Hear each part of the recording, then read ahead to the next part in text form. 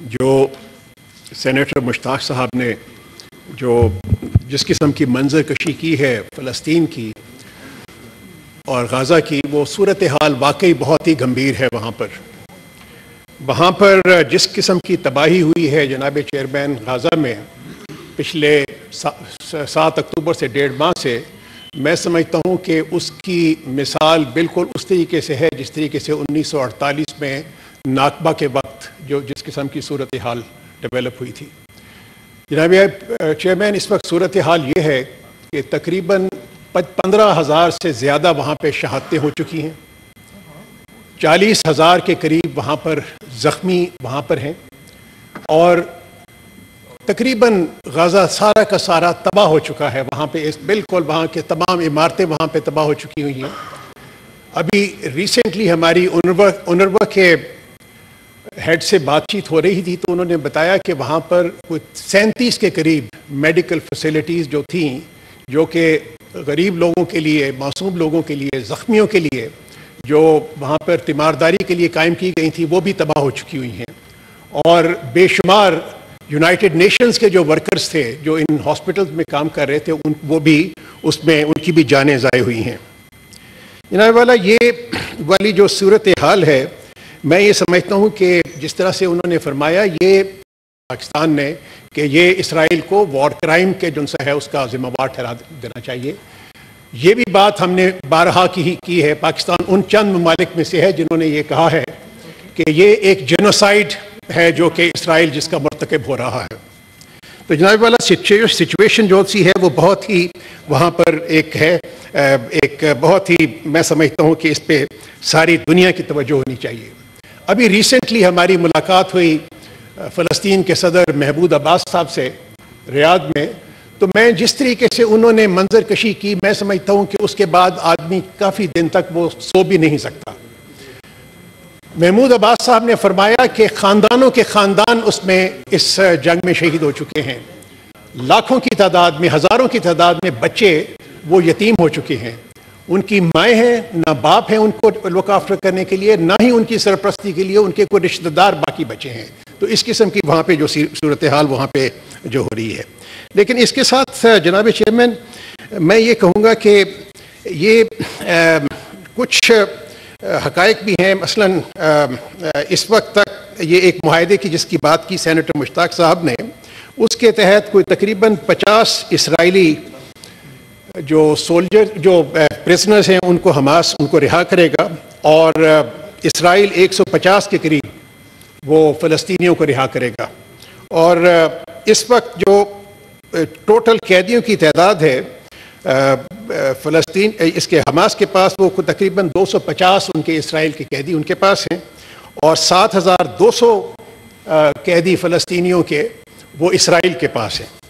اب سوال یہ پیدا ہوتا ہے کہ اس صورتحال کے بعد، اس تباہی کے بعد، اتنی شہادتوں کے بعد مشرق وسطیٰ کی صورتحال کیا ہوگی؟ تو میں یہ سمجھتا ہوں کہ جناب چیئرمین، جس قسم کی مشرق وسطیٰ میں OIC نے اور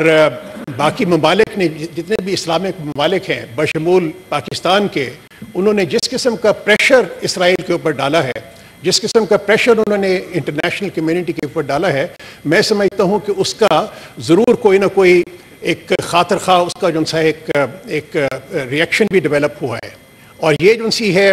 قطر نے جو سی کی ہے، جو اپنی ایک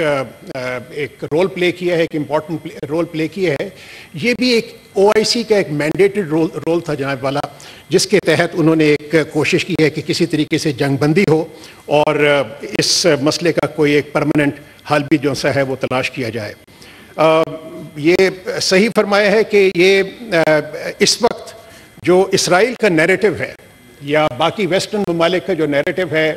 اس تمام غزہ کی صورتحال کے مطابق کے ساتھ جو جڑا ہوا ہے، وہ اس کی ایکسیپٹنس بہت کم ہے انٹرنیشنل کمیونٹی کے اندر۔ جس طریقے سے جلوس نکلے ہیں یورپ میں فلسطین کے حق میں، جس طریقے سے امریکہ میں جلوس نکلے ہیں فلسطین کے حق میں سمجھتا ہوں کہ اسرائیل جس قسم کا ایک خواب دیکھ رہا تھا کہ جس کے تحت جس کی تعبیر یہ ان کے مطابق یہ تھی کہ فلسطین کا مسئلہ شاید دب جائے گا، تو وہ اس کی تعبیر بالکل مختلف نکلی ہے جس کا ان کو اندازہ تھا، اور بلکہ میں یہ سمجھتا ہوں کہ فلسطین کا مسئلہ وہ ایک سینٹر سٹیج کے اوپر آ گیا ہے پچھلے ایک مہینے کے واقعات کے بعد. تو میں یہ سمجھتا ہوں کہ جناب والا کہ اسرائیل کو بالکل ایک اکاؤنٹیبل قرار دینا چاہیے، جس کی ہم نے بارہا اس کو ہم نے اس بات کی نشاندہی کی ہے انٹرنیشنل فورم پہ، اور موجودہ حالات نے یہ ثابت کر دی ہے کہ اسرائیل کے اس وقت اس کے علاوہ اور کوئی حل نہیں ہو سکتا جب تک کہ اسرائیل ایک آزاد ریاست کے طور پہ وہ ایمرج نہ کر جائے.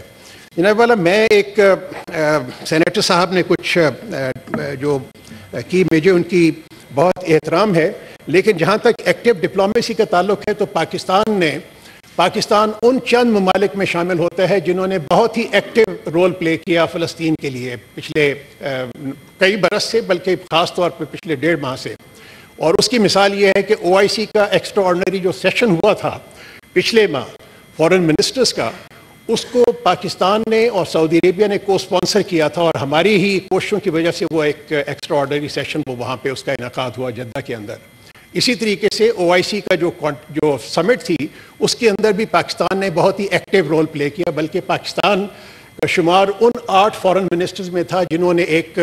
کنسنسس ڈاکیومنٹ وہاں پر پروڈیوس کیا. اور جہاں تک انٹرنیشنل لیول کی بات ہے جناب اعلیٰ، تو وہ یونائٹڈ نیشنز میں جو قرارداد، جو اردن کی قرارداد جو کہ بہت ہی اکثریت سے منظور ہوئی، اس کو منظور کروانے کے لیے بھی ہمارا پاکستان کا جو رول تھا اس کی ایکنالجمنٹ تمام دنیا نے کی. بلکہ مجھے کوئی تقریباً اور نہیں تو 10-15 فورن منسٹرز کے ٹیلی فون آئے جس میں انہوں نے پاکستان کے اس رول کی جو ہم نے یونائٹڈ نیشنز میں پلے کیا ایک کنسنسس ڈیولپ کرنے کے لیے اس قرارداد کے حق میں، اس کی انہوں نے بہت ہی تعریف کی. دوسرا جناب والا، یہ سینیٹر صاحب نے فرمایا کہ ہمیں جو زخمیوں کی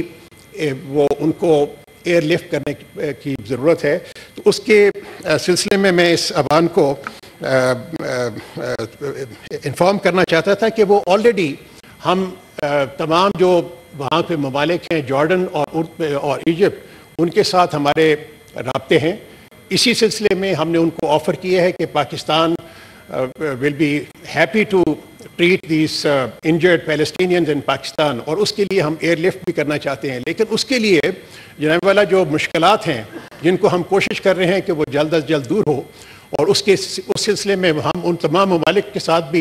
رابطے میں ہیں جن کا اسرائیل کے ساتھ رابطہ ہے، تاکہ اسرائیل کو، کیونکہ اس کے لیے اسرائیل کی بھی اجازت کی ضرورت ہے. ہمیں ایجپشنز نے بتایا ہے کہ جی اگر آپ ایئر لفٹ کرنا چاہتے ہیں وہاں پہ زخمیوں کو، تو اس کے لیے غازہ سے خاص طور پہ، تو اس کے لیے آپ کو وہاں سے وہ ایک زخمی کی بھی اسکروٹنی کرتے ہیں کہ یہ زخمی جس کو باہر لے کے جا رہا ہے کہ وہ کہیں حماس کا تو نہیں ہے زخمی جس کو وہ وہاں سے لے کے جا رہا ہے. تو یہ تمام اقدامات جناب والا ہم لے رہے ہیں. اور اس کے علاوہ ہم نے یہ بھی آفر کیا تھا کہ پاکستان وہاں پہ ہاسپٹلز بھی اسٹیبلش کر سکتا ہے، لیکن جس قسم کی صورتحال ہے وہاں پہ غازہ میں،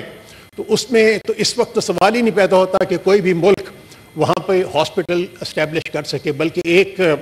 انڈونیشیا نے ایک بہت پرانا وہاں پہ ایک ہاسپٹل اسٹیبلش کیا ہوا تھا جس کو بھی تباہ کر دیا گیا ہے. تو یہ اس قسم کی صورتحال ہے، لیکن بہرحال ہم کوشش میں رہیں گے. اور یہ جتنی بھی آپ نے جن چیزوں کی نشاندہی کی ہے سینیٹر صاحب نے، ان پہ ابھی آلریڈی عمل درآمد ہو رہا ہے.